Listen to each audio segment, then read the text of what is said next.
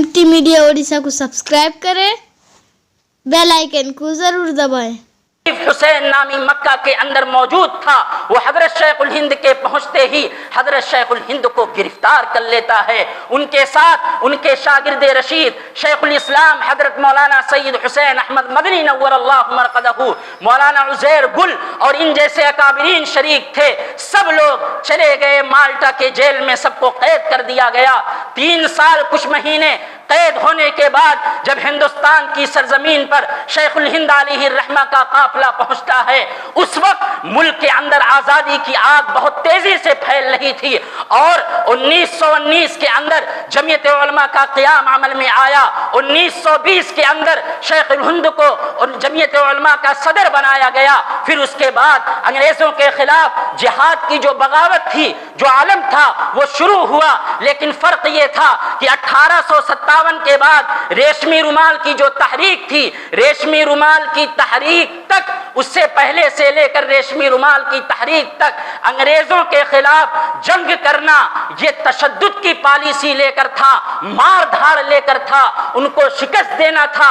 लेकिन तहरीक रेशमी रुमाल के बाद जंग आजादी की जो तारीख शुरू हुई है, जो तहरीक शुरू हुई है, वो जंग वाली नहीं थी।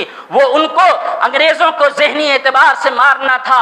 चुनाचे उसके बाद और भी तहरीकें शुरू हुई, लेकिन बड़ी तहरीक खिलाफत के नाम से शुरू हुई। यही वो प्लेटफॉर्म था जिस प्लेटफॉर्म के तहत एक नारा उठा हिंदू मुस्लिम इत्तेहाद का। चुनाचे उसी के नतीजे में, इसी प्लेटफॉर्म के तहत 1947 के अंदर 1919 में जमीयत का क़याम अमल में आया और 1947 के अंदर ये मुल्क आज़ाद हुआ है। मेरे भाई, और भी बीच में कई एक वाक़यात हैं जिससे अंदाज़ा होता है कि इस मुल्क की कुर्बानी के लिए हमारे उलमा ने कितनी कुर्बानियाँ दी। सबसे बड़ी जो प्लेटफॉर्म सबसे बड़ा माना गया जमीयत उलमा, ये भी बानी उलमाए किराम हैं। उससे पहले तहरीक रेशमी रुमाल, इसके भी शुरू करने वाले हमारे अकाबरीन हैं। उससे पहले दारुल उलूम का क़याम, ये भी हमारे अकाबरीन के हाथों हुआ। उससे पहले 1857 ये भी हमारे अकाबरीन के हाथों हुआ। उससे पहले सैयद अहमद शहीद, शाह इस्माइल शहीद, ये भी हमारे अकाबरीन थे। उससे पहले टीपू सुल्तान शहीद, ये भी हमारे अकाबरीन में थे।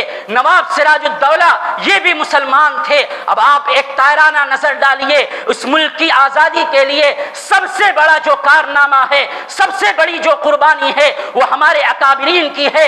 यही वजह है कि हिंदू मुस्लिम इत्तेहाद जो इस मुल्क की आज़ादी के लिए सबसे बड़ा नारा था, इसको बुलंद करने वाले, इसको देने वाले मुसलमान थे। और मुल्क की आज़ादी के लिए जो झंडा लहराया गया, जो झंडा आपको दिखाया गया, इस झंडे को बनाने वाला भी एक मुसलमान बदरुद्दीन फैयाज था। इस झंडे के अंदर जो अशोक चक्र नजर आता है, इख्तिलाफ था क्या रंग दिया जाए, इख्तिलाफ था कौन सा नक्शा बीच में लगाया जाए। इसको रंग देने वाला, ये चक्र देने वाला, अशोक चक्र देने वाला बदरुद्दीन फैयाज की बीवी सुरैया थी। और याद रखिए, इस मुल्क की आज़ादी के मौके पर जो तराना पढ़ा जाता है, सारे जहां से अच्छा, ये देने वाले भी अल्लामा इकबाल मुसलमान थे। अरे मेरे भाइयों, इस मुल्क के सर्रे सर्रे में, इस मुल्क की तामीरात में, इस मुल्क के रगो रेशे में मुसलमान की तारीख छुपी हुई है, मुसलमानों की कुर्बानियां छुपी हुई है। तुम कितना छुपाओगे, तुम कितना गलत बयान करोगे।